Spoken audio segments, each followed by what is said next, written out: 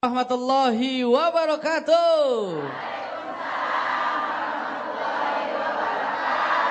Hamdan syukran lillah, assalatu wassalamu ala rasulillahi sallallahu alaihi wasallam. Sallu ala Nabi Muhammad sallallahu alaihi wasallam. Ya, alhamdulillah, senang sekali pastinya kami bisa menyapa Anda kembali dalam program kesayangan kita, Siraman Kolbu. Segar di Kolbu. Ya, salam baik. Pemirsa dimanapun Anda berada dan juga seluruh jamaah yang hadir pada kesempatan pagi hari ini, senang sekali. Terima kasih Bunda udah mau datang, dan juga terima kasih buat pemirsa. Yuk kita tonton bareng-bareng, karena dari awal sampai dengan akhir mudah-mudahan banyak hikmah, banyak ilmu yang bisa disampaikan, dan juga banyak ilmu yang bisa kita amalkan ketika kita sudah mendengarkannya. Dan baiklah, kita akan sapa dulu pemirsa yang sudah, jamaah yang sudah hadir pada kesempatan pagi hari ini. Langsung saja kita sapa. Yang pertama adalah dari Majelis Talim Nurus Saadah Cilangkap Cipayung, Jakarta Timur. Waalaikumsalam warahmatullahi wabarakatuh. Ya, selanjutnya Majelis Talim Ar-Rahman Pinang Ranti, Jakarta Timur. Waalaikumsalam. Dan selanjutnya Majelis Talim Al-Jihad Jati Makmur Pondok Gede, Jakarta Timur. Waalaikumsalam. Majelis Talim Al-Ikhlas Lubang Buaya, Jakarta Timur. Waalaikumsalam. Kemudian Majelis Talim Al-Bakjah Tulung Agung, Jawa Timur. Waalaikumsalam. Dan selanjutnya Majelis Talim Miftahul Jannah Lubang Buaya, Jakarta Timur. Waalaikumsalam. Sallu ala Nabi Muhammad. Iya, alhamdulillah. Baik, Bunda sudah siap? Yang bawa catatan nggak apa-apa, dikeluarkan catatannya, dan juga buat pemirsa siapkan catatan Anda, karena kita akan bahas kelanjutan dari yang akan disampaikan oleh guru kita Buya Yahya, yaitu tema kita ini masih seputar rumahku adalah surgaku, dan itu lebih membahas mengenai mudahnya meminta maaf dan juga mudahnya memberi maaf kepada orang-orang yang bersalah pada kita. Nah, baik, kita akan sapa dulu Buya Yahya. Assalamualaikum Buya. Ya, Buya, saya minta maaf kalau ada salah Buya. Subhanallah, biar kan lebih indah kalau kita sering minta maaf ya Buya. Amalkan ilmu dulu, Masya Allah. Ilmu yang manfaat, Insya Allah. Subhanallah. Baik Buya, ini seperti apa nih? Kadang memang kita sebagai manusia suka memiliki sifat angkuh, sifat sombong. Kalau kita salah, memang kadang kita masih mau untuk meminta maaf. Tapi kalau kadang kita merasa bahwasannya diri kita benar atau kita salah, juga masih banyak juga yang kita ngerasa bahwasan, ngapain gue minta maaf? Emang salah gue apa? Begitu Buya. Nah, seperti itu. Bagaimana tuh menyikapi hidup kita? Bismillahirrahmanirrahim. Assalamualaikum warahmatullahi wabarakatuh. Waalaikumsalam warahmatullahi wabarakatuh. Alhamdulillahil afu, al-ghafur, ar-rahim. Wassalatullahi wassalamu ala habibina wa syafi'ina wa maulana sayyidina Muhammad wa ala alihi wa ashabi wa tabi'ina lahum bi ihsanin ila yaumiddin. Yang kami cintai, para perindu kemuliaan, rindu kebahagiaan di dunia dan di akhirat, pecinta Nabi Muhammad SAW, baik yang hadir studio ini atau yang menyaksikan dimanapun Anda berada, ketahuilah bahwa pasangan kita bukanlah malaikat, dan Anda juga bukan malaikat. Kalau kemarin pada pertemuan yang lalu kita membicarakan biasakan dalam hidup untuk bisa saling mengingatkan agar tidak terjadi kesalahan. Tapi apapun usaha kita, tetap kita adalah manusia yang ada kesalahan. Lalu bagaimana dengan kesalahan ini? Kesalahan bukan untuk menjadi sebab kita bermusuhan. Tapi kesalahan yang terjadi pada seseorang adalah jadikan itu sarana untuk mengangkat derajat kita. Kalau ada orang berbuat salah kepada kita, istri kita atau suami kita melakukan kezaliman kepada kita, angkat derajatmu dengan membuka hati yang lapang. Mudah memaafkan dia, mengingatkan tetap. Sebab kalau kata ini, memaafkan ini tidak dihadirkan di hati, bisa saja mengingatkannya karena dendam. Nah, karena pernah disalahin, pernah disalahkan, maka dia akhirnya mengganti, membalas, menyalahkan. Sehingga mengingatkannya yang kemarin kita bahas pun dalam irama dendam. Tapi tidak. Kita mengingatkan dalam irama cinta yang sudah kita bahas. Kemudian saat itu apalah? Di saat kita minta maaf pun, ternyata apa? Minta maaf karena kita butuh kepada apa? Pengampunan, maaf dari seorang. Dan di saat kita memberi maaf dengan kelapangan hati. Itu wanita mulia dan pria mulia. Suami istri lihat. Kehidupan kita sangat sering, suami istri bukan seperti orang lain. Kalau kita dengan tetangga paling ketemu sesaat-sesaat. Di pasar, waktu di pasar saja. Kalau suami, subhanallah, istri kita ketemu setiap saat. Dalam keadaan bermacam-macam. Dalam keadaan kita sakit, suami kita yang paling dekat dengan kita. Sehingga cemberut kita pun kadang menyakiti dia. Ada kekurangan dalam bertutur kata. Mungkin guyonan yang berlebihan. Mungkin semuanya. Maka ayo kita senantiasa mencoba koreksi kesalahan diri. Kadang orang ngomong kasar sama suami itu tidak pernah sadar. Kalau ngomong ceplas. Sampai suami itu kalau sudah mau pulang ke rumah tuh sudah mikir. Aduh. Cuman istrinya tuh gak pernah sadar. Kadang-kadang ngomong suruh minta maaf apa? Memang salah apa? Dua. Orang yang paling dosa itu adalah orang berdosa tidak pernah merasa berdosa itu. Sudah salah gak ngerasa salah. Ini kan repot. Musibah suami cuma demikian kadang-kadang. Mentang-mentang dia seorang ustadz, seolah-olah gak pernah bersalah. Kemudian kadang sudah merasa bersalah, ada setan. Ngajari sombong. Gengsi. Nggak ini. Pernah berdua gengsi, minta maaf? Nggak deh. Mau minta maaf gengsi, pangkas itu semuanya. Padahal itu kalau kita pernah minta maaf, menyadari kesalahan kita, itu lebih dahsyat daripada rayuan. Kita pandai ngerayu, beramadu di atas awan, segala macam. Itu kan hayal. Padahal kalau kita minta maaf, mohon maaf, saya kesalah, doain saya. Senang karena mengakui. Sebab kesalahan tidak pernah diakui, kemudian tidak pernah diikuti kata maaf, itu akan mudah terulang lagi. Mungkin ada suami istri yang ribut. Ribut, cuman karena tidak pernah membiasakan untuk meminta maaf. Kalau akur begini, Ma, beli bakso yuk. Gitu dah, beli bakso, ketawa lagi. Akhirnya istrinya suruh bayarin. Ya. Bukan maksudnya duitnya suami, enggak. Duitnya suami yang bayarin adalah Dipikir istrinya yang bayarin, marah lagi tuh, mantap. Yang bayarin istri. Kemudian apa? Setelah itu uang diberikan pada sang suami. Setelah dihitung kurang, karena biasa dia ngomong gak enak. Ini bayarnya aja gak bener, sudah marah lagi. Karena apa? Belum ada kata maaf tadi. Jadi kata maaf itu penting sekali, Bu. Bahkan mohon maaf. Kalau kita kurang terlambat, ibu ngirim kopi saja kalau ada kata maaf, itu suami bangga. Sama wahai para suami. Kalau ternyata engkau misalnya pulang mau agak terlambat, mohon maaf. Apa sih salahnya telepon, Ma, mohon maaf saya terlambat sedikit. Atau tiba-tiba keluar dari rumah, bukan sebuah pelanggaran gede, lupa nggak pamit. Nah, kalau suami yang baik itu jangan tinggalkan rumah, tiba-tiba hilang begitu. Nanti dipikir siluman kan. Jadi kalau mau keluar rumah, tolonglah dicari istri mana, Mi, mohon maaf saya mau berangkat sayang ya. Kalau lupa saja langsung dia telepon, mohon maaf saya tadi tidak sempat pamitan. Ini urusan sepele. Apalagi urusan gede. Jadi hidup kita itu antara ini melapangkan dada terus. Jadi supaya enak hidup ini. Sekarang punya kesalahan nggak pernah minta maaf. Kalau sudah dimintai maaf, memaafin cuman bahasa ini. Iya tapi jangan diulang lagi lo ya. Ini kan tidak enak banget. Ini bukan memaafkan itu. Sudah kalau maafkan iya. Bahkan seorang istri yang solehah, suaminya minta maaf, Ma, mohon maaf tadi saya marah-marah. Karena istrinya solehah dia akan ngomong. Yang salah bukan abang. Abang marah tentu ada sebabnya. Mungkin saya kurang melayani, saya kurang ini. Jadi bukan langsung, makanya. Jadi ternyata membudayakan kita untuk meminta maaf ini adalah sangat penting. Dan memberi maaf. Tidak cukup kita meminta maaf. Minta maaf gak pernah memberi maaf, hatinya belum benar. Orang minta maaf, maafin dia. Kadang-kadang minta maafnya kurang ajar. Sorry ya, maafin. Maafin kan? Ini kata Buya tadi suruh minta maaf. Kurang ajar. Bukan minta maaf itu. Dia minta maaf yang sesungguhnya. Karena adalah dia kekasih kita. Dia pasangan kita. Dia adalah orang yang selalu capek dengan kita. Sak bener-benernya kita ngurusi istri tentu ada kekurangan. Sak bener-benernya ibu ngurusi suami tentu ada kekurangan. Lalu mana kata maaf? Perlu maaf itu sangat perlu. Dan membiasakan ini. Subhanallah, minta maaf dan memberi maaf. Ini yang harus selalu kita hadirkan dalam hidup berumah tangga begitu. Iya, baik. Ini sepertinya saya ibu-ibu pemaaf semua di sini nih. Suami bikin salah, suami nggak bikin salah, selalu minta maaf. Ya Bu ya, amin ya Allah. Ada di dalam Al-Quran disebutkan tentang orang penyabar. Jadi orang itu ternyata tidak hanya menyimpan amarah. Dan orang hebat itu pertama menyimpan, kalau tidak mudah marah. Ada orang berbuat jahat, berbuat salah kepadanya. Dikisahkan oleh Imam Muhammad Al-Bakir, salah satu dari cucu Nabi SAW, dikisahkan dia punya bayi kecil.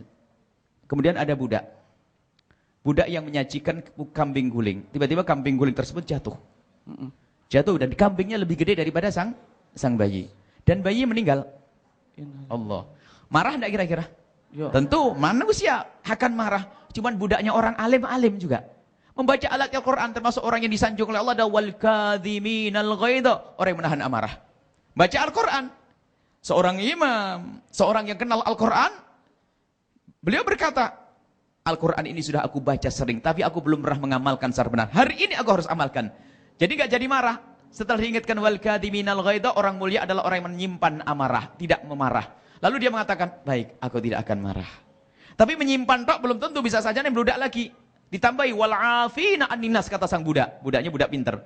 Kemudian memaafkan kepada manusia, itu kemuliaan. Maka setelah dia menahan amarah, dilanjutkan dengan afina, memaafkan. Kamu aku maafkan. Setelah itu budaknya melanjutkan ayatnya, wal afina wallahu yuhibbul muhsinin. Allah senang dengan orang yang berbuat baik. Setelah itu apa? Malah dimerdekakan itu budak. Artinya begini Ibu, kalau ada orang melakukan kesalahan, yuk kita beri maaf. Suami kita khususnya melakukan kesalahan, kita beri maaf. Kalau sudah minta maaf, kemudian kita beri apa? Hadiah selebih, Masya Allah. Jadi jangan jadikan bahan untuk dendam dan seterusnya. Dicari-cari kesalahannya nanti, itu adalah orang yang tidak baik. Iya, subhanallah. Maaf Bu ya, karena waktunya harus iklan. Dan juga maaf buat pemirsa, jangan kemana-mana. Kita akan kembali setelah yang satu ini. Tetaplah bersama kami di Siraman Kolbu. Segar. Dikol. Sallu ala Nabi Muhammad. Salim Nabi Muhammad. Allahumma sholli alaihi. Allahumma sholli wa sallim alaihi. Baik, buat pemirsa kami akan tunggu partisipasi Anda, dan pastinya buat pemirsa yang ingin mengirimkan pertanyaan ataupun keluh kesah Anda dan ingin bercerita kepada guru-guru kami, bisa disampaikan melalui email di siramankolbu.mnctv@yahoo.co.id, dan jangan lupa untuk mencantumkan judulnya dan juga nama serta alamat dari yang mengirimkan email tersebut. Baik, sekarang saatnya untuk para jamaah kita yang hadir pada kesempatan pagi hari ini. Yang mau bertanya silahkan untuk tema kita pagi hari ini. Baik, saya geser. Bunda, saya izinkan untuk Tulung Agung dulu ya untuk memberikan pertanyaan. Silahkan. Assalamualaikum warahmatullahi wabarakatuh. Waalaikumsalam warahmatullahi wabarakatuh. Saya Bu Rini dari Majelis Taklim Al-Bajah Tulungagung, Jawa Timur. Saya memiliki satu pertanyaan yang ingin saya tanyakan. Ketika saya meminta maaf kepada seseorang, tetapi ternyata seseorang itu tetap tidak mau memaafkan kesalahan kita, apa yang harus kita lakukan? Dan tindakan orang tersebut menurut syariat Islam itu bagaimana? Sekian, terima kasih. Wassalamualaikum warahmatullahi wabarakatuh. Waalaikumsalam warahmatullahi wabarakatuh. Baik, dari Al-Bahjah. Al-Bahjah itu majelis kami Bu di sana. Ada pesantren Al-Bahjah di Tulungagung. Jadi majelis kami dengan para masyayikh, para habaib yang ada di sana. Ada majelis Al-Bahjah dan di sana juga ada pesantren Al-Bahjah 3. Jadi Al-Bahjah 3 kebetulan jatuhnya di Tulungagung. Baik, pertanyaannya, tugas Ibu adalah meminta maaf. Tanda ketulusan hati dan tanda ketawaduan. Yang tidak mau minta maaf adalah sombong. Dan minta maaf itu atas dasar kita ingin dimaafkan. Dan ingin dimaafkan agar tidak dimurkai oleh Allah. Maka berusahalah. Kalau sekali tidak bisa, berusaha. Sampai kapan? Sampai kita mati. Adapun jika ada orang tidak memaafkan, itu bukan urusan Ibu. Urusan dia dengan Allah.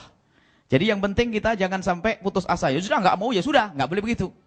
Mungkin dengan cara kita langsung tidak diterima, mungkin kita tunda mungkin tahun depan. Tapi tetap kita harus bercita-cita untuk bisa minta maaf sampai mereka memaafkan. Mungkin dengan surat dan seterusnya. Kalau seandainya kita sudah berusaha untuk meminta maaf dengan cara yang baik, dan cara yang baik kok masih dia tidak memaafkan, ketahuilah insya Allah Allah bakal memaafkan. Disebutkan dalam satu riwayat bahwasanya suatu ketika ada orang suruh berdiri, suruh mengangkat, irfa' ra'sak, angkat kepalamu. Akhirnya melihat di situ ada ada bangunan dari surga. Lalu orang bertebut, liman, untuk siapa ya Allah ini? Apakah ini untuk orang yang mati syahid atau nabi? Bukan, ini bukan untuk orang mati syahid dan bukan untuk nabi. Tapi bagi orang liman yadfa' thamanah, bagi orang yang mau membangun, yang mau membayar harganya. Orang tersebut berkata, siapa yang bisa membayar harganya? Ente, kamu. Kok saya? Berikan maaf kepada saudaramu yang pernah berbuat salah itu. Maka kemudian setelah itu apa? Engkau akan mendapatkan surga itu. Nanti ditawari oleh Allah saudara kita itu. Yang kita berbuat dolim kepadanya tadi, akan diiming-iming. Maafkan saudaramu, nanti kau akan mendapatkan surga. Akhirnya apa? Diperintah oleh Allah, masuklah ke surga dua-duanya. Bawa saudaramu untuk masuk surga bareng-bareng.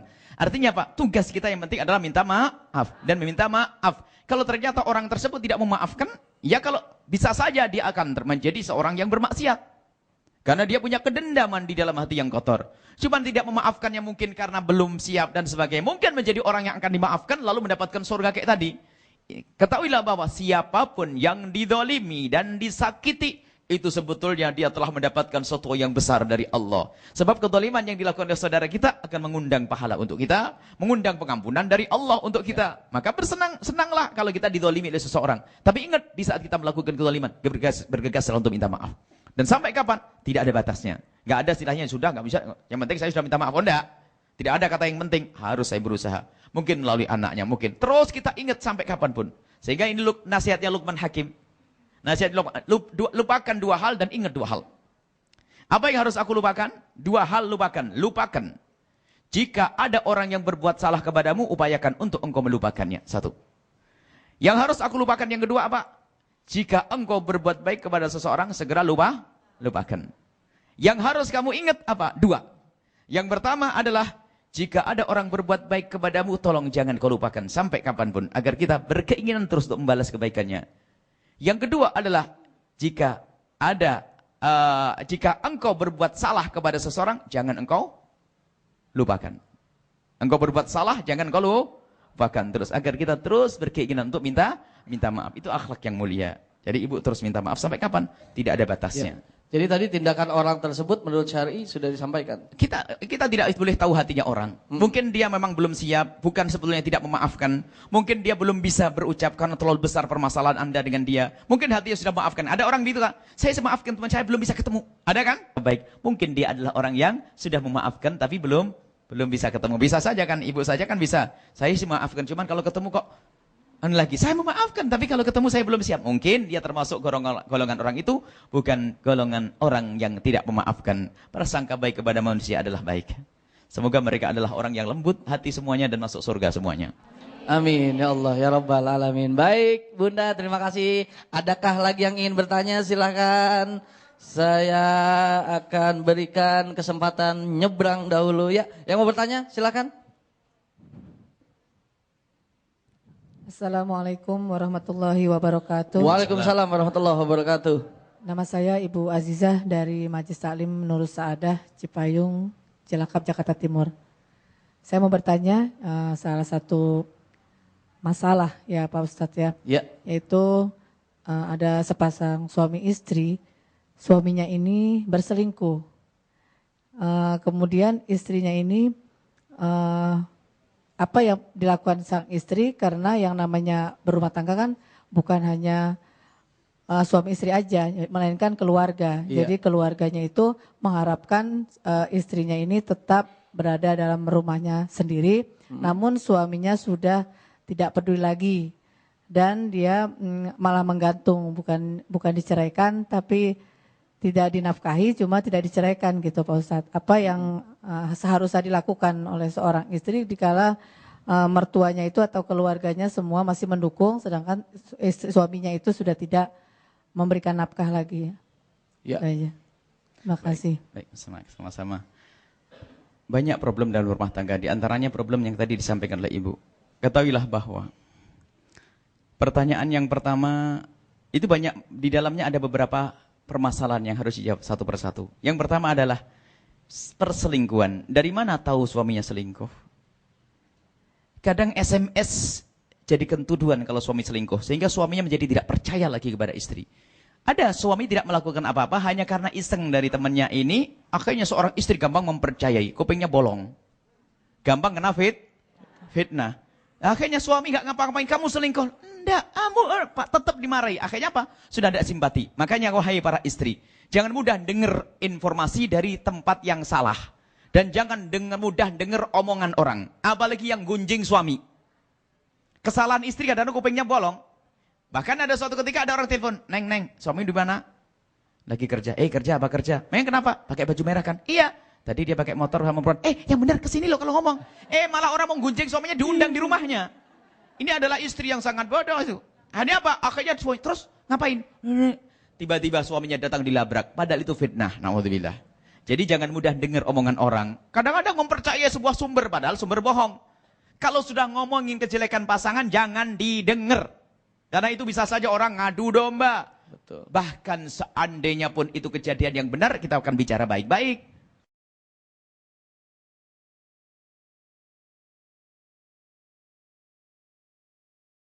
Cuman kadang-kadang ini loh, seperselingkuhan ini gampang nih. Selingkuh. Kadang-kadang SMS tok selingkuh. Padahal SMS dari kawannya yang goda. Ada kan teman laki-lakinya, teman lama yang gak pernah ketemu, akhirnya yang goda. Yang mau kemana ini? Istrinya langsung mana, banteng HP semuanya. Gak ngerti suaminya. Itu kawan saya yang main-main. Mungkin. Jadi jangan mudah ya kemakan fitnah. Akan tapi ketahuilah. Kalau ternyata melihat suami punya tanda-tanda yang tidak baik, bertanyalah. Dia akan menjawab, jangan kau tuduh dia akan mengelak. Jadi kita harus bahasa bertanya, abang, apakah abang punya urusan dengan ini? Oh enggak, ya sudah selesai. Dijawab enggak, kadang-kadang enggak mau perempuan ini, malah aneh. Pasti iya loh, ini gimana kak? Ditanya, dijawab enggak, mintanya iya. Ini adalah kebodohan seorang perempuan, kan begitu? Kalau enggak, ya alhamdulillah. Berarti itu isu. Cuman karena sudah sering kumpulan sambil nunggu anaknya sekolah. Ini adalah, biasanya ada ibu nyekolahkan anaknya. Di sekolah tertentu, ini ngumpul ngerumpit sambil makan siang di mana? Ini sudah ke bawah. Kalau tanda-tanda suami begini biasanya halus, hati-hati loh ya. Yang benar ya? Iya suami saya begitu. Ya awas hati-hati. Wah, habislah nanti. Ini yang pertama seperti itu. Jadi jangan mudah dengar isu tentang pasangan kita. Termasuk wahai para suami. Suami jangan sampai mudah mempercaya isu tentang istrinya. Kadang mimpi, suatu ketika ada seorang suami marah kepada istrinya gara-gara mimpi. Mimpi ngelihat istrinya duduk sama seorang laki. Yang kebetulan laki-laki itu adalah laki-laki yang punya cerita dulu. Mimpi, tanya kepada dukun. Kata dukun, hati-hati saja. Wah, tambah jadilah. Makin Urusan sama dukun, coba urusan sama ulama. Awas, itu hanya mimpi. Cuman sampai kadang begini. Jangan sampai kita itu kebawa kepada itu semua. Akan dilanjutkan jawabannya. Mas Baik, Anjang, baik. maaf Bu ya, kita tahan dulu sejenak. Bunda, belum puas kan jawabannya, nanti akan dilanjutkan kembali. Dan kalau seandainya tadi ada yang nyampein ke kita bahwasannya, Neng, suaminya kemana? Kerja. Ya Allah, bener tuh kerja. Tadi suaminya bawa orang, bawa perempuan di belakang naik motor. Oh, tenang, suamiku tukang ojek. Nggak perlu marah. Sesaat lagi kita akan kembali, tetap bersama kami. Sallu ala Nabi Muhammad. Salim Muhammad. Allahumma salli wa sallim wa barik alaihi wa ala. Ya, Bunda, masih mau kejelasan lebih lanjut lagi kan? Nah, silakan Bu ya. Tadi itu yang pertama adalah cerita selingkuh itu dari mana? Jangan-jangan isu. Baik anggap saja benar-benar selingkuh. Gimana? Ada solusi yang benar. Tapi yang menjadi masalah isu. Maka ini kaidah. Imam Syafi'i mengatakan, "Laisa bisahibika man ihtajta ila mudaratihi." Bukan temanmu orang yang engkau selalu harus menjaga dan basa-basi dan terus banyak beralasan. Artinya apa? Kalau teman kita selalu prasangka buruk, jangan jadikan teman lagi. Karena Anda akan repot untuk mencari penjelasan. Lah prasangka buruk kan keburukan yang tidak pernah ada. Sama apakah pasangan, paling repot. Makanya kita sering berdoa, jauhkan kami dari orang-orang yang selalu berprasangka buruk. Jadi ada orang seperti itu, maka tidak enak kalau ada seorang istri, suami menjelaskan itu nggak paham, tetap pasti begini ya, pasti loh. Mau gimana lagi, wong saya tidak melakukan. Sampai mengatakan, wong saya tidak melakukannya begitu, makanya saya melakukannya. Ya, akhirnya mungkin ada yang nikah lagi, ada ini macam-macam. Maka ketahuilah bahwasanya kita harus ngerti bahasa komunikasi. Jangan mudah percaya dengan omongan orang. Dan itu menyakitkan sekali. Kalau orang punya prinsip, saya tidak akan mau duduk dengan orang yang mudah berprasangka buruk. Karena orang mudah berprasangka buruk itu merusak hati saya. Daripada saya rusak, mending saya jaga jarak. Kadang dijelaskan nggak bisa, istri jelaskan nggak bisa. Lalu kalau ini saya teruskan, kapan saya bisa baik? Oh saya nggak ngapa-ngapain dituduh, saya nggak ngapa-ngapain dituduh, saya nggak mau dituduh, capek hidup nanti. Dan ini tuduhan kadang diperdengarkan kepada anak. Anak-anakku menduga saya jelek. Gimana anak bisa benar? Maka hati-hati ya. Jangan mudah berprasangka buruk. Hati-hati. Maka kemudian jika ternyata betul. Seandainya benar misalnya pengakuan dari sang suami. Saya melakukan begini. Cuman permasalahannya suaminya tidak begitu. Suaminya sudah terlanjur tidak mau. Makanya kita tahu apa sih cari sebabnya kok tidak mau. Mungkin itu tadi. Omongannya tidak pernah dipercaya. Dan itu menjadikan suatu kekesalan yang luar biasa. Sehingga mungkin suami mau meninggalkan istrinya tadi. Karena apa? Omongannya nggak pernah didengar, lebih dengar omongan orang. Dan itu paling capek, nggak bisa rumah tangga baik semacam itu. Akan tapi ketahuilah, lihat dalam pendidikan dari Nabi SAW, dari Allah, lihat permasalahan jangan kemana-mana. Kalau cari informasi jangan cari orang lain. Tanyakan suamimu yang engkau percayai, yang engkau cintai. Lihat. Kalau suami engkau percaya, dia akan senang. Istri pun bahasanya bertanya, bapak kemana? Atau neng tadi kemana? Gitu tok dia kan, kamu ke situ ya? Duh, kan nuduh itu. Kalau tidur oke enggak? Baik. Kemudian jika seandainya benar dia melakukan satu pelanggaran, lalu dia ngaku kepada kita, salah dia. Semestinya orang yang ngerti ilmu, kalau seandainya dia berdosa, tidak usah bercerita kepada siapapun, cukuplah ia bertobat kepada Allah dan tidak cerita. Cuman dia terlanjur cerita, tinggal kita tanya, mau kembali atau tidak kepada Allah. Saya nyesel. Baik, kalau nyesel, Allah Maha Pengampun. Kenapa kita tidak lapang dada juga? Baik, menyesal ya. Saya pernah ini melakukan ini. Atau saya pernah meninggalkan sholat. Ayo kita berhenti. Kita tobat kepada Allah Subhanahu Wa Taala. Lah kalau ternyata tidak mau, yang tidak mau bertobat, untuk apa kita pertahankan? Dia tidak mau baik. Baik, kemudian permasalahannya, suaminya sudah terlanjur tidak mau. Nah ini, kalau terlanjur tidak mau dipaksain bagaimana? Suaminya tidak ngasih nafkah, tidak mau dan seterusnya. Biarpun orang tua mendukung, tetap saja tidak mau. Makanya harus sekarang ambil satu sikap. Cari hakam, penengah. Apa sih sebabnya? Jangan-jangan istrinya suka prasangka buruk tadi, sehingga suaminya menjadi nek. Tahu nek? Ah, itu. Suka prasangka buruk. Di situ tak kunci sebetulnya itu. Maka ditanya dulu sebabnya apa, kok sampai suaminya nggak mau lagi. Makanya namanya apa? Jika permasalahan. Bisa yang salah adalah istri, bisa yang salah adalah suami. Hakaman min ahli wa hakaman min ahli. Cari penengah. Penengah itu orang yang bijak, adil. Dan jangan khawatir dengan orang soleh yang adil. Datanglah kepadanya, ajukan permasalahannya. Bilang kepada suami, sampaikan ke ibu tersebut dengan suami. Yuk kita ngadep ke orang soleh untuk diberi penengah. Kalau orang soleh mengatakan harus cerai. Orang soleh itu biasanya akan menanya, apa sih sebabnya? Kadang-kadang salah paham. Salah paham itu adalah menjadi permasalahan. Setelah dijelaskan, oh begitu, bisa menangis dan minta maaf. Dan itu pernah kejadian. Akhirnya astagfirullahaladzim, saya telah prasangka buruk. Selesai. Maka perlu hakam Al-Quran. Fab'athu hakaman min ahli wa hakam min ahliya. Orang yang di tengah-tengah. Tidak mihak ke sana, tidak mihak sini. Nah, ini adalah perlu penengah. Jadi itu harus ada penengah dulu ibu. Datang kepada orang soleh. Diselesaikan permasalahannya. Kalau memang ternyata kata orang soleh, orang ngerti harus pisah, ikuti. Karena apa? Dia yang lebih tahu. Cerai nggak apa-apa. Karena memang harus seperti itu. Kemudian ada pun keluarga bisa difahamkan. Difahamkan karena ini tidak mungkin, atau mungkin fasekannya terlalu berlebihan, atau mungkin saya tidak bisa kembali. Nah kalau tidak bisa, nggak bisa dipaksain. Kalau dipaksa pun nanti ada berantem, dan pukulan dan seterusnya. Baik, itu adalah caranya, adalah cari penengah. Karena dengan penengah itu akan ada jalan. Tapi ingat, jangan dikit-dikit langsung penengah. Dia di dalam upaya untuk menyelesaikan permasalahan keluarga adalah diselesaikan sendiri dulu. Dinasihati. Bahkan sampai dalam Al-Quran lihat. Iduhunna nasihati. Uhjuruhunna fil madaji'. Kalau kita mau marah kepada istri pun hanya di kamar saja. Anak nggak boleh tahu. Misalnya apa? Yaitu dibelakangi saja istrinya. Nggak diajak ngomong. Tidak digauli. Itu istri sudah pusing itu. Ngapain suamiku kok berubah begitu? Ya kamu salah. Bukan di luar ramai sampai sak kampung tahu semuanya. Musibah. Tidak bisa selesai karena ada orang yang sangat mencintai, ada orang yang sangat membenci. Kalau orang sangat mencintai, membela dengan cara yang salah, juga salah. Orang yang sangat membenci, tepuk tangan malah menambah racun. Itu hati-hati. Maka kalau punya masalah, jangan gampang disampaikan ke orang lain. Selesaikan dulu. Kalau harus orang lain, tidak boleh semua orang tahu. Akan tapi orang soleh yang bisa menjadi penengah. Jadi butuh penengah ibu untuk mengambil keputusan dilanjut atau tidak. Wallahu a'lam bishawab. Iya, subhanallah. Itu tadi jawabannya dan saatnya saya ini melihat email dan pertanyaannya bagus sekali. Jadi buat pemirsa yang mau mengirimkan email, kirim ke silamankolbu.mnctv@yahoo.co.id. Ini ada pertanyaan dari Bu Huda Tulungagung, Jawa Timur. Saya seorang ibu sambung. Ibu sambung, maksudnya ibu tiri ya. Oh, baik. Yang mempunyai anak tiri, yang ibunya meninggal. Apakah saya boleh menegur dia karena dia nakal sekali atau sering membuat kesalahan? Kalau saya coba menegur, biasanya bapaknya marah. Gimana saya harus bersikap dan bisa jadi seorang yang pemaaf? Terima kasih. Wassalamualaikum warahmatullahi wabarakatuh. Yang perlu dibangun adalah hubungan Anda dengan suami. Kalau suami Anda menganggap Anda sebagai istri yang benar-benar istri, tentu dia akan menyerahkan anaknya untuk dididik oleh seorang istri. Anaknya sang suami, anggap adalah seperti anak Anda. Jangan dibedakan, gak ada anak tiri itu kan dalam ceritanya orang yang tidak beriman. Anak tiri hanya sayang pada bapakku saja. Itu gak benar itu. Anak tiri, ibu tiri adalah sayang kepada anaknya. Karena apa? Anaknya orang lain pun adalah hamba Allah, umat Nabi Muhammad sallallahu alaihi wasallam. Jadi yang perlu dibangun komunikasi bapak. Jadi harus ada kaidah begini. Wahai para suami yang mempunyai istri sambung, maka ketahuilah bahwasanya istrimu itu adalah sangat ragu-ragu. Maka di saat istrimu menegur anakmu, berbanggalah. Sekali Anda membela anakmu, maka istrimu tidak berani lagi menegur. Itu rugi Anda.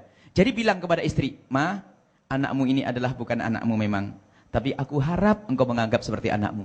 Lakukan sebagaimana mestinya kalau itu anakmu. Tegur. Kalau beri cubit-cubit, harus ada begitu. Cuman kadang karena salah, tersinggung, karena terbayang-bayang dengan kisah ibu tiri. Ditegur sedikit saja langsung marah. Enggak. Jadi dan Anda sebagai ibu tiri dari anak tersebut, ingat, engkau mengingatkan karena Allah. Maka di saat Anda mengingatkan karena Allah, di saat tidak mengingatkan pun karena Allah. Ada waktunya. Sebab ada ibu tiri tidak mengingatkan karena takut tidak dikasih duit. Takut nanti dicerai karena dia butuh kepada urusan ekonomi. Salah. Anda ingatkan anak tiri Anda karena Allah. Maka kalau mengingatkan karena Allah, sama seperti mengingatkan anak. Kalau dia harus saya cubit, saya cubit. Kalau harus saya marahi, saya marahi. Maka justru menjadi satu bentuk kemunafikan kalau ibu membedakan dalam nasihat, bukan urusan pemberian. Jadi menasihati harus sama, anak tiri sama dengan anak sendiri. Karena dia adalah umat Nabi Muhammad dan ini adalah anak suamiku. Karena anak suamiku maka harus aku muliakan. Karena aku cinta suamiku. Selesai. Ini biarpun anak tiri tetap kita hormati. Dia nggak punya salah, nggak punya dosa. Anak kecil khususnya. Tetap kita sayangi dan harus tetap diingatkan dengan cara yang baik. Caranya gimana? Anggap dia seperti anakmu. Gimana yang kau lakukan anakmu? Cuman kalau ada tambahnya, kalau sama anak nyubit begini, kalau anak tiri, itu sudah nggak benar. Agak keras dikit. Ini anak, kalau anaknya, sayang. Kalau anak itu sudah nggak benar, nggak adil namanya ya. Anggap seperti anak sendiri ya Allah. Allah melihat apa yang ada di hati Anda. Jadi walaupun sampai besar tetap nasihat itu. Oh ya tetap nasihat, bahkan mahram dia tidak boleh menikah dengan anak tersebut dan seperti anaknya boleh kelihatan rambut ini seperti anak sudahlah. Dan ingat Allah, pahala dari Allah. Kita besarkan jadi ulama, ibu juga dapat pahala. Menjadi orang solehah dapat pahala. Enak, mau apa? Nggak usah melahirkan. Cuman kadang-kadang permusuhan. Nah, itu adalah tidak diperkenankan, itu kebencian, keburukan hati. Itu tadi jawabannya dan saatnya jamaah kita lagi. Yang mau bertanya silakan. Baik, saya akan geser lagi ke sebelah kiri sini. Yang mau bertanya.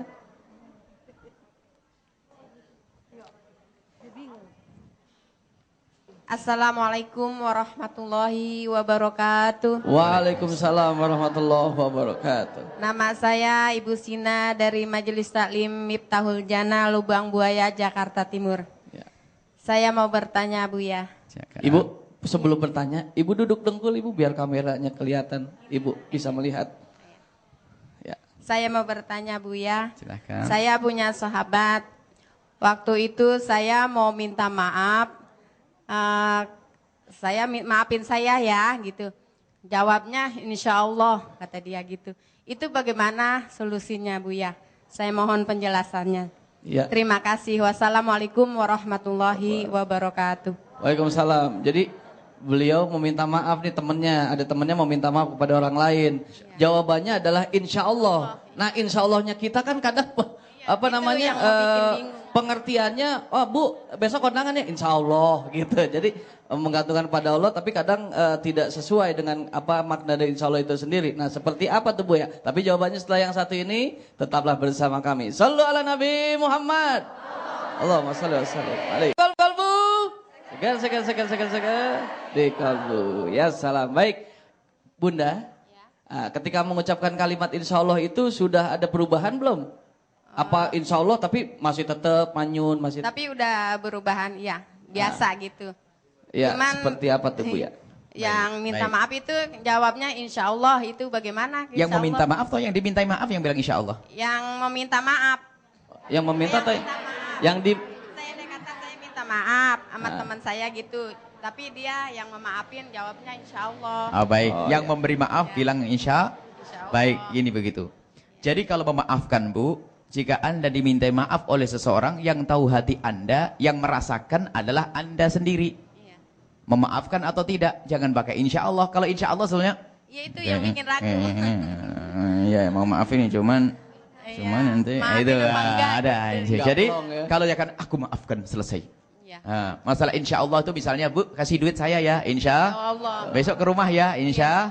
Kalau maafkan, yakinkan saya akan memaafkan. Tidak usah insya Allah, ini masalah insya Allah. Ini kan engkau yang membersihkan hati langsung. Aku maafkan. Jadi sudah selesai.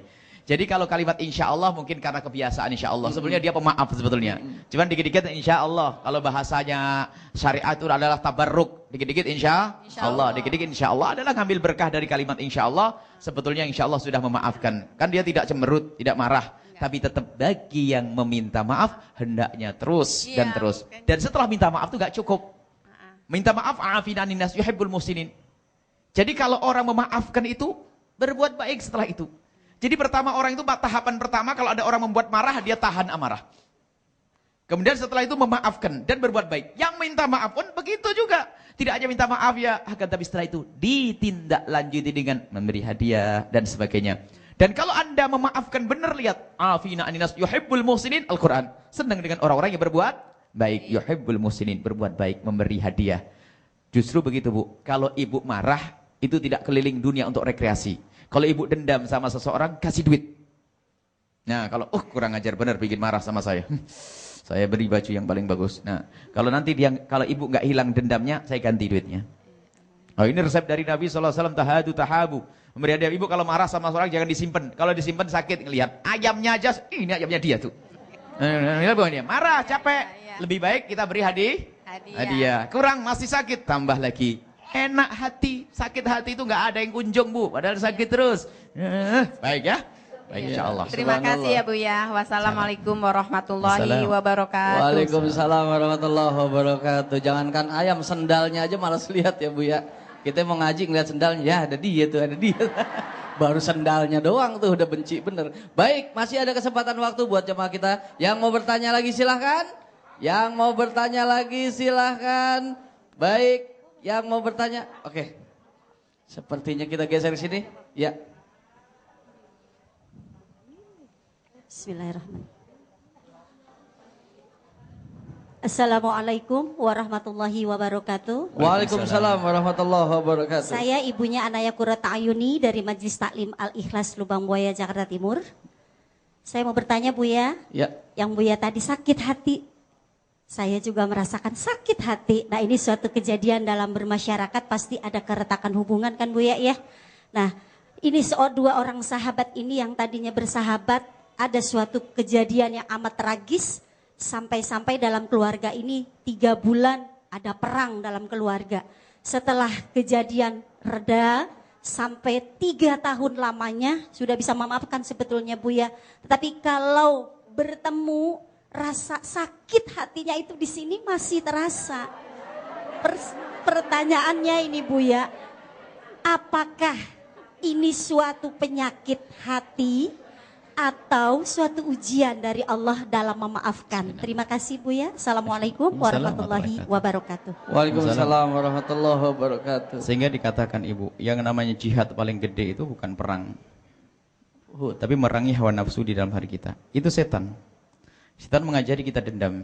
Yadubbu alaikum, dabba alaikum da'ul umamis sabiqati. Akan merayap di hati sebagian dari kalian penyakit ulama terdahulu, yaitu al-baghdha, kebencian.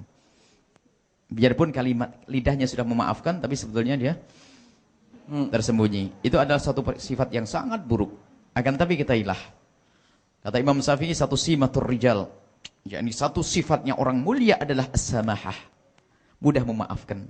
Dan kalau sudah memaafkan, memang itu hati yang dipilih oleh Allah. Nabi SAW sangat memaafkan. Sampai dalam suatu ketika diceritakan, Nabi melihat satu mayat dalam peperangan. Lihat, Nabi mayat dalam peperangan. Nabi sangat kenal, sampai dikira sahabat beliau kan. Ini siapa nama sahabatku ini? Kok saya lupa? Saking nggak ketemu Nabi siapa namanya, dibolak-balik wajahnya. Nabi ingat ini sahabatnya, tapi lupa. Akhirnya dipanggil sahabat yang lainnya. Wahai sahabat-sahabatku, ini siapa? Sahabatku yang namanya siapa? Kok saya lupa dengan orang ini? Sahabat Nabi membalik wajah mayat tersebut, terkaget. Ya Rasulullah, ini bukan sahabatmu. Ini orang yang melemparimu dengan kotoran onta, yang melemparmu dengan tombak, yang memukulmu, yang berbuat menyakitimu. Subhanallah. Lihat.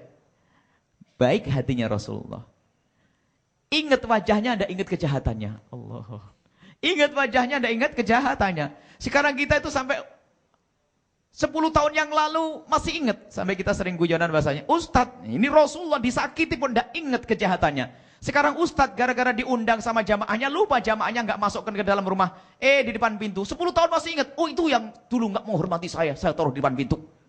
Nah ini, kadang-kadang ada dendam penyakit kotor itu. Sementara Nabi subhanallah, Nabi sangat mulia, menghapus itu semuanya. Jadi ibu, itu adalah ujian untuk ibu naik pangkat, sekaligus itu adalah menunjukkan kekotoran. Jadi segera dipangkas, terus dimaafkan. Caranya tadi bu, hadiah. Ibu sering ngasih hadiah ke dia, lihat hilang sendiri. Ketemu anaknya, belikan baju yang paling bagus. Kemudian, enggak bayar. Kalau enggak hilang bu, saya ganti duitnya nanti. Oh resep Rasulullah pasti diterima, pasti benar dong resep Nabi. Jadi itu, jadi tahadu beri hadiah. Kalau anda dendam dengan seseorang, jangan keliling. Ada ceritanya orang marah sama tetangganya. Buya papa, tetangga itu setan semuanya. Akhirnya pak, ayo kita rekreasi mau liburan. Betul, rekreasi liburan. 15 hari liburan. Wah seneng, sampai di sana seneng. Enak bener, jauh dari tetangga yang setan tuh. Enak seneng, enak bener. Keliling. Setelah 14 hari kan harus bu. Sudah habis 20 juta itu keliling itu. Karena naik kereta semuanya itu. Setelah 15 hari kemana? Pulang. Ketemulah. Sakit lagi. Padahal coba 15 juta dibagi-bagi ke tetangga. 1 juta habis tuh. Karena apa? Itu adalah resep yang luar biasa. Kemudian doakan bu. Caranya adalah di samping kita memberi hadiah, doakan. Ibu pastikan ibu mendoakan kebaikan kepada orang tersebut. Dan ini resep dari Nabi tadi yang kita sebutkan hadisnya. Kalau kita sering mendoakan kepada orang yang kita dendam kepadanya, Allah akan cabut dendam. Dendam itu penyakit gak enak bu. Lihat, dendam itu lihat. Kelihatan orang jauh itu sakit. Sehingga kalau orang punya kebencian dan dendam, tanah lapang pun kayak sempit. Kelihatan dia, ada dia lagi. Tapi kalau sudah hati saling mencintai, sampai dikatakan bahasanya, sempit pun kayak lebar. Sini gak apa-apa, sini lah. Tapi kalau sudah, na'udzubillah. Ya, baik, semoga Allah menjauhkan kita dari sifat benci dan dendam. Amin. Baik, Buya dirangkum apa yang sudah disampaikan supaya jadi kado buat ibu-ibu dan buat pemirsa. Sederhana. Jadikan ilmu yang kita dengar adalah untuk kita sendiri. Amin. Pulang ngapain? Minta maaf sama suami. Dan langsung lapang dada. Jangan diinget-inget kesalahan suami itu. Baru nanti kayak pengantin baru, indah semuanya ya. Rumah tangga ini, intinya rumah tangga. Baru nanti tetangga dan seterusnya. Ilmu diamalkan. Jangan sampai ilmu nanti, tak taunya yang kelihatan orang lain, ilmu yang gak manfaat. Ini ilmu buat suami saya. Tadi saya dengar ceramah, jadi suami harus minta maaf. Nah ini sudah salah. Jadi ilmu adalah untuk kita. Semoga kita punya ilmu yang manfaat. Mudah memaafkan dan mudah menerima maaf. Baik, mari kita tutup dengan doa. Bismillahirrahmanirrahim. Alhamdulillahirabbil alamin. Allahumma shalli ala sayyidina Muhammad wa ala sayyidina Muhammad. Irhamna wa la tu'adzibna wansurna wa la tahdhurna wa afina wa la tumritna wa akrimna wa la tuhinna wa athirna wa la tuthir alaina innaka ala kulli syai'in qadir. Allahumma ya Allah yang memiliki hati kami, jauhkan kami dari dendam kepada sesama kami. Jauhkan kami dari kebencian kepada sesama kami, lebih-lebih orang yang dekat dengan kami, suami kami, kerabat kami, saudara kami. Maka kami mohon ya Allah, kami mohon ya Allah, jika ada orang yang berbuat salah kepada kami, jangan sampai kami mendendam ya Allah. Jika ada orang berbuat jahat kepada kami, jika ada orang berbuat zalim kepada kami, jika ada orang menggunjing kami, jika ada orang menfitnah kami, kami mohon ya Allah ampuni mereka. Dan jangan kau timpakan musibah kepada mereka ya Allah. Kami tidak ingin mereka engkau hukum ya Allah. Dan lapangkan hati kami, dan jadikan hati kami hati yang mudah memaafkan. Dan kami mohon ya Allah, jika ada orang yang pernah kami zalimi, kami sakiti, kami mohon angkat derajat mereka ya Allah. Jika ada orang yang pernah kami gunjing ya Allah, dan jika ada orang yang pernah kami fitnah, kami mohon ampuni mereka dan hentikan lidah kami dari memfitnah. Dan jauhkan kami dari berprasangka buruk kepada siapapun ya Allah. Dan jauhkan kami dari manusia yang biasa berprasangka buruk ya Allah. Takut kami kebawa kepada keburukan itu ya Allah. Jauhkan kami dari hamba-hamba yang berprasangka buruk ya Allah. Dan jadikan prasangka mereka baik ya Allah. Dan pertemukan kami di dunia ini dalam cinta sebagai mukaddimah keindahan kelak di surga bersama kekasihmu Nabi Muhammad. Seperti engkau pertemukan jasad kami ya Allah, dan engkau pertemukan kami dalam acara ini. Pertemukan hati kami dalam cinta ya Allah. Wujudkan keindahan dalam rumah tangga, suami istri yang saling mencintai, saling menghargai, saling memaafkan, saling meminta maaf ya Allah, saling berkorban, saling memperhatikan, saling bisa dipercaya ya Allah. Dan berikan keindahan-keindahan ya Allah. Dan siapapun yang rumah tangganya penuh dengan percekcokan, berkat majelis mulia ini ya Allah, lembutkan hati mereka. Jadikan mereka saling mencintai karenamu ya Allah. Amin. Yang sempit rezeki lapangkan, yang sakit sembuhkan, yang punya hutang mudahkan mereka dalam bayar hutang mereka, dan panjangkan umur kami dan umur mereka semua dalam ketaatan serta sehat walafiat, dan ampuni orang tua kami dan guru-guru kami semua, dan berikan kepada kami semua husnul khatimah, mati dalam keadaan iman, dan kami mohon ya Allah, jadikanlah ucapan kami di akhir hayat kami kelak saat Kau hendak mencabut nyawa kami. Jadikan hati dan lidah kami mampu mengucapkan kalimat agung dan mulia, la ilaha illallah Muhammadur Rasulullah, la ilaha illallah Muhammadur Rasulullah, la ilaha illallah Muhammadur Rasulullah sallallahu alaihi wasallam. Rabbana atina fid dunya hasanah wa fil akhirati hasanah wa qina adzabannar. Wa sallallahu ala sayyidina Muhammadin wa ala alihi washabbihi wasallam. Walhamdulillahirabbil alamin. Al-Fatihah. A'udzu billahi minasyaitonir rajim. Bismillahirrahmanirrahim. Alhamdulillahirabbil alamin. Arrahmanirrahim. Maliki yaumiddin. Iyyaka na'budu wa iyyaka nasta'in. Shiratal ladzina an'amta 'alaihim ghairil maghdubi 'alaihim waladdallin. Amin. Sallu ala Nabi Muhammad. Terima kasih buat pemirsa dan mohon maaf kalau ada salah dan hilaf. Kesempurnaan hanya milik Allah Subhanahu wa taala. Wabillahi taufiq wal hidayah. Assalamualaikum warahmatullahi wabarakatuh.